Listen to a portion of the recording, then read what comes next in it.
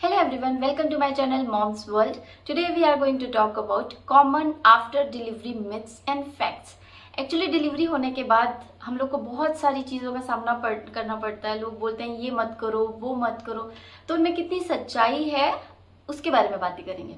तो सबसे पहले आपको ये सुनने को मिलता है कि आपकी डिलीवरी हो गई है, अभी आप 40 to 45 डेज बाहर नहीं जा सकते, नहीं तो आपको भूत प्रेत हो जाएगा या कोई जादू टोना कर देगा। इस टाइप की चीज़ें बहुत सुनने को मिलती है। तो इट्स अ मिथ, ऐसा कुछ भी नहीं होता है। आप बाहर जा सकते हैं। अगर आप बाहर नहीं जाएंगे तो आप पोस्टमार्टम डिप्रेशन के शिकार हो सकते हैं। तो एक्टिव रहना बहुत ज़रूरी है, इससे आपका वेट भी मेंटेन रहेगा, नहीं तो वेट भी बढ़ता जाएगा। एक्चुअली इसीलिए मना करते हैं बाहर जाने से कि डिलीवरी के बाद क्या होता है कि हमारी बॉडी काफ़ी वीक हो गई होती है। तो बाहर अगर हमें कोई इन्फेक्शन होता है ना किसी और को, तो हम बहुत जल्दी उसे कैच कर लेते हैं। तो इसीलिए मना किया जाता है। लेकिन ऐसा कुछ भी नहीं है कि बाहर में भूत प्रेत या जादू टोना कुछ हो जाएगा। तो इट्स अ मिथ।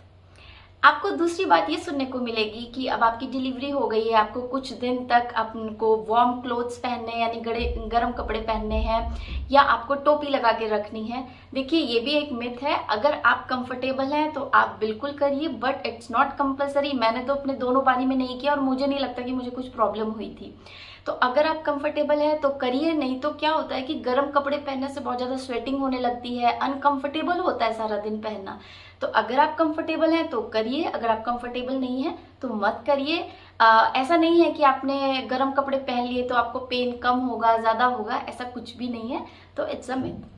फिर आपको सुनने को ये बहुत मिलता है कि अब आप बहुत ज़्यादा अभी पानी मत पीजिए, नहीं तो आपकी बॉडी फूल जाएगी। ये भी एक मिथ है। पानी पीना बहुत ज़्यादा ज़रूरी है, स्पेशली तब जब आप ब्रेस्ट फीड करा रहे होते हैं। 2 से 3 लीटर पानी तो मुझे लगता है पीना ही चाहिए, क्योंकि उससे ब्रेस्ट मिल्क सप्लाई आपकी बढ़ेगी। अगर आप पानी ही कम पिएंगे तो ब्रेस्ट मिल्क सप्लाई में काफ़ी कमी आ जाएगी। तो पानी पीजिए, ज़रूर पीजिए, चाहे जीरा वाटर पीजिए, अजवाइन वाटर पीजिए या नॉर्मल आप गुनगुना पानी भी पी सकते हैं, लेकिन पानी ज़रूर पीजिए। पानी से आपकी बॉडी ऐसा नहीं है कि फूल जाएगी।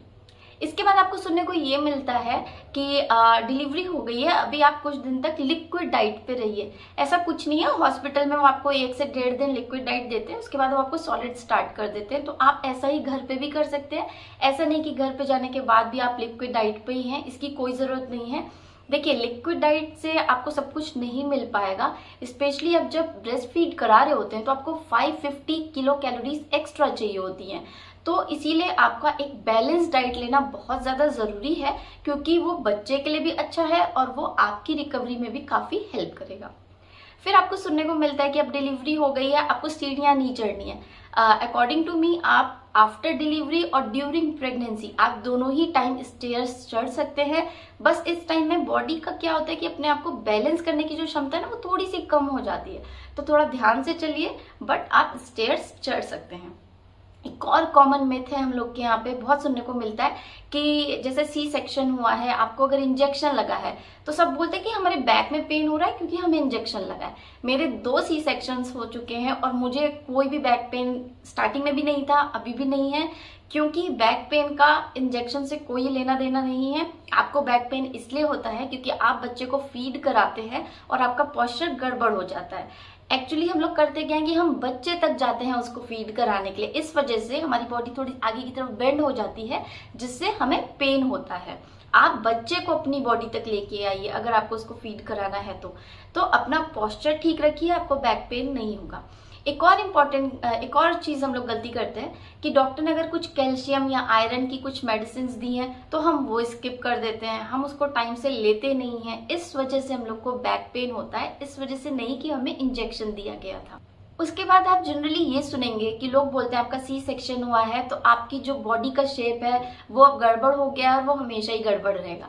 ऐसा कुछ भी नहीं है। आप बहुत सारे सेलिब्रिटीज़ को देख लीजिए, उनके सी सेक्शन हुए हैं और अभी वो फिर से फिट हैं। तो ऐसा कुछ भी नहीं है। एक्चुअली क्या होता है कि जब आपका सी सेक्शन होता है ना, तो आप ज़्यादा आराम करने लगते हो, थोड़ा लेजी हो जाते हो और एक्टिव नहीं होते, एक्सरसाइज नहीं होती और ओवर ईटिंग होती है। इस वजह से हम लोग का वेट बढ़ता है, ना कि इस वजह से कि हमारा सी सेक्शन हुआ है। डिलीवरी के बाद बहुत सारे घी के लड्डू या घी की मिठाइयाँ या बहुत तरह तरह की चीज़ें खिलाई जाती हैं जिससे वेट वेट गेन होता है। लेकिन इसका ये मतलब नहीं है कि आपका सी सेक्शन हुआ है तो आप फिर से फिट नहीं हो सकते, आप बिल्कुल फिर से फिट हो सकते हैं। इसके बाद लोग कहते हैं कि आपके 2 सी सेक्शंस हो चुके हैं, अब आप थर्ड नहीं करा सकते। देखिए, आप थर्ड सी सेक्शन बिल्कुल करा सकते हैं, बट एडवाइजेबल है कि आप ना ही जाएं तो अच्छा है, क्योंकि ये आपकी बॉडी के लिए नहीं अच्छा है, ये एक्चुअली रिस्की हो जाता है। लेकिन अगर आप इसके बाद भी चाहते हैं कि आप थर्ड टाइम भी सी सेक्शन के लिए जाएं तो आप डॉक्टर से बात करिए, अपने मन से ये फैसला मत लीजिए, क्योंकि बहुत रिस्की मामला हो जाएगा। तो एक बार डॉक्टर से बात कर लीजिए। इसके बाद कुछ लोग ये भी बोलते हैं कि अच्छा, अभी आपकी डिलीवरी हो गई है तो अभी आप बिल्कुल से डाइटिंग स्टार्ट कर दीजिए फिट होने के लिए। तो मैं बोलूँगी कि डिलीवरी के बाद आप अपनी बॉडी को कुछ टाइम दीजिए रिकवर होने के लिए, और वो पीरियड बहुत ही अच्छा पीरियड है आपकी लाइफ का, क्योंकि आप उस पीरियड को अपने बच्चे के साथ एंजॉय करिए। वेट वगैरह के बारे में अभी कुछ मत सोचिए, वो स्लोली एंड ग्रेजुअली कम हो जाएगा। या जब बच्चा एक बार 6 मंथ्स का हो जाता है, या आप जब फुली रिकवर कर लेते हैं, आप उसके बाद थोड़ा एक्सरसाइज स्टार्ट करिए, थोड़ा डाइट स्टार्ट करिए, तो ऐसे कर सकते हैं। लेकिन अगर आप बच्चे को ब्रेस्ट फीड करा रहे हैं तो उस टाइम भी आप डाइट मत करिए, या आपको फर्दर कुछ इसके बारे में इंफॉर्मेशन चाहिए तो आप डॉक्टर से एक बार जरूर कांटेक्ट कर लीजिए। और अभी तो बेबी हुआ है यार, अभी आप इंजॉय करिए अपने बेबी के साथ, अभी वेट की चिंता बिल्कुल मत करिए। लोग ये भी कहते हैं कि अच्छा, एक बेबी हो गया, उसके बाद कुछ दिन के बाद स्टार्ट कर देते हैं कि चलो दूसरा बेबी कर लो। तो आई सजेस्ट कि ऐसा नहीं होना चाहिए। लोग बोलते हैं कि बीच का गैप कोई मैटर नहीं करता, बिल्कुल मैटर करता है, ये वेरी इंपॉर्टेंट है। एटलीस्ट 3 इयर्स का जो गैप है 2 बच्चों के बीच में होना ही चाहिए। इसी से आप पहले बच्चे को अच्छे से टाइम दे पाएंगे, और उसके बाद जब दूसरा बच्चा आएगा 3 साल के बाद, तो आप अच्छे से उसको भी मैनेज कर पाएंगे। नहीं तो ये बहुत ज्यादा हेक्टिक हो जाएगा आपके लिए, फिजिकली भी और मेंटली भी।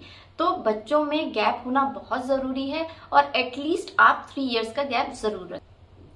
कुछ लोग आपको ये बोलते हुए सुनाई देंगे कि डिलीवरी के बाद जितना ज्यादा ब्लीडिंग होती है उतना ही अच्छा होता है। ऐसा कुछ भी नहीं है, ये भी मिथ है। देखिए, 6 वीक तक तो सबकी होती है ब्लीडिंग, किसी को ज्यादा हो रही है, किसी को कम हो रही है। ये डिपेंड करता है कि उसकी बॉडी कैसी है, या उसको पहले कैसे आते थे पीरियड्स, उस बात पे डिपेंड करता है। लेकिन इससे ये कहें कि उसको कुछ प्रॉब्लम है या कम ब्लीडिंग हो रही है तो शरीर की गंदगी पूरी बाहर नहीं निकली, या ज्यादा ब्लीडिंग है तो बहुत सारी शरीर की सारी गंदगी निकल गई, तो ये इसमें कोई मुझे नहीं लगता सच्चाई है। और इसके बाद भी अगर आपको कुछ डाउट है तो आप अपने डॉक्टर से बात कर लीजिए। तो ये था आज का वीडियो, कुछ मिथ्स थे जो मैं चाहती थी आपके साथ शेयर करना, क्योंकि बहुत लोगों को ये सारी चीजें सुननी पड़ती हैं। आई होप इससे आपको हेल्प हुई होगी, और अगर आपको वीडियो अच्छा लगा है तो प्लीज लाइक करिए, सब्सक्राइब करिए चैनल को, और हाँ, आप कमेंट करके भी कुछ पूछ सकते हैं अगर पूछना चाहते हैं तो। एंड मेरे इंस्टाग्राम को भी फॉलो कर सकते हैं, मैं वहाँ पे भी एक्टिव हूँ, मैं लिंक दे दूंगी। And thank you for watching.